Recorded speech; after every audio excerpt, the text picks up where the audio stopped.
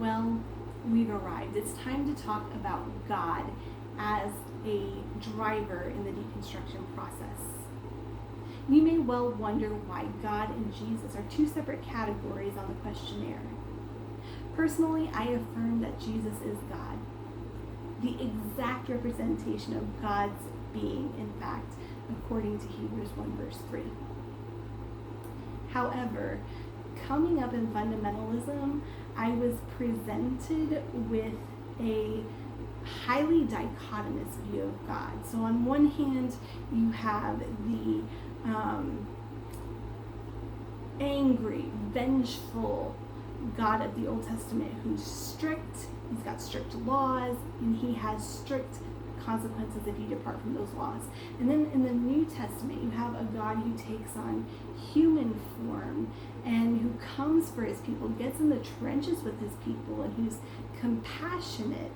And it's not that these two in fundamentalism are taught as two separate beings, but that they're one being, and you're supposed to hold a being that is completely at odds with itself, as presented, completely at odds with itself in your heart, mind, and soul. And I can tell you that will tear you apart.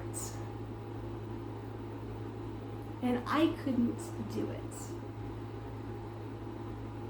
Before I really deconstructed anything on a critical level, I asked questions, had doubts, and challenged things in the church circles in which I came up at that point, but I hadn't deconstructed anything at that point. But before I even came to deconstruction, I went through a very significant crisis of faith because of this dichotomous being that I had to hold as one in my heart, mind, soul, and spirit. In the circles in which I came up, women are often stripped of their dignity, their personhood, their voice, their agency, anything that makes them them, and they are subjected to the will of men. And on top of all of that, like as if that was not bad enough, on top of all of that, they are told that it is God's will and they should be glad about it. And I couldn't do it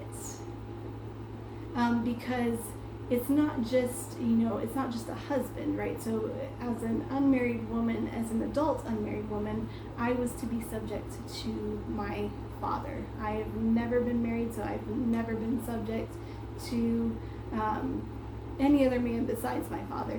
But I was told that his will was God's will, and if he made a mistake, and I went along with it, and I felt it was a mistake, and I went along with it, then he bore the consequences of that. That was essentially what I was taught as a woman. So I was being given a different gospel than my brothers were given. After a particularly brutal incident, I was 23 years old, of just again having something that I thought I should go one way, my dad thought I should go another.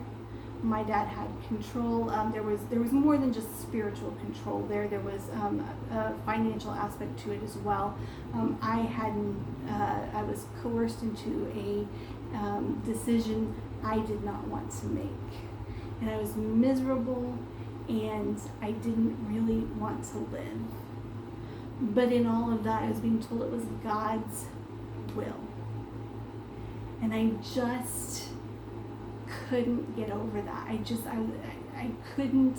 I believed it was God's will, and that was the problem. Was that to me, God seemed like a sadist. Like he created women with their own personalities, their own physical beings, and surely their own purpose, but no, because it's all subject to dad or husband or whoever that is in your life.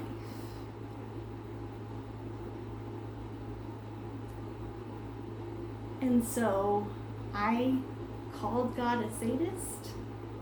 And I didn't open my Bible or my journal or even go to church for a solid 3 months. And that would have been the end of 2012. I think it was the end of 2012.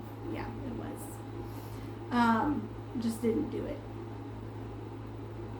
Well, then I came across a quote from C.S. Lewis on Facebook. And it was from his book, A Grief Observed. And it's a book that he writes after his wife dies. And she died young. And he wasn't happy about it. And he writes about it very on, like, it's a very raw little book if you ever have the opportunity to read it. And I did. I picked up the whole book after I read the quote to make sure I understood the context. But he talks about, in it, there's a quote, and it says, "God is the great iconoclast. My idea of God is not a divine idea."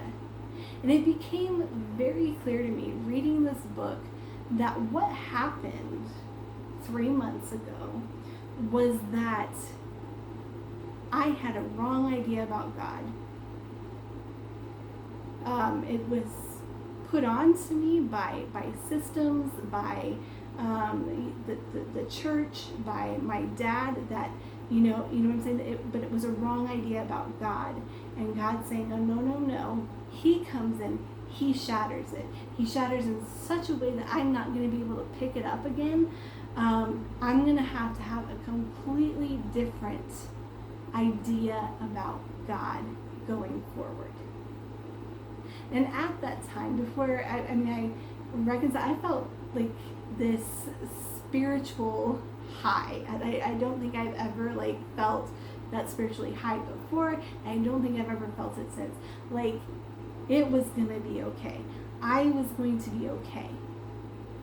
And at that point, I start to rebuild who I believe God is.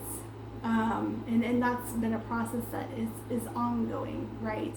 That is continually something that I'm looking, at the what seems to be sometimes dichotomous God of the Old versus the New Testament, and really sorting it out. But at that time, I said, you know what? I can let go of anything except for a good God. And that has informed everything that I have deconstructed since. Of course, there are other things that cause me to wrestle. The big thing for me is how, and this is a question, even among non-Christians, how can a good God allow bad things to happen? The sovereignty of God and the goodness of God, how does that work? And I understand that we have free will, and I understand that the church is to be the hands and feet of Christ in this world, and that we are supposed to take a stand against the bad things that are happening, and that sometimes when we fail, where is that slack picked up? And because there are a lot of hurting people, and I don't understand why God sometimes doesn't just throw down and intervene, in certain situations. And I don't know. I don't have a good answer for that. That's probably something that I will wrestle with till my dying day. But it is something where I've learned to walk in the discomfort. And I'm only just now beginning to think about this, so nobody come for me, because I don't, it's kind of like the colonialism thing when we're talking about the church. I'm just starting to think about it, and so I don't necessarily have the language for it yet. But a loving God and a just God, and I absolutely believe those two can coexist. That holding people accountable for the action is something that a loving being would do. But then, you have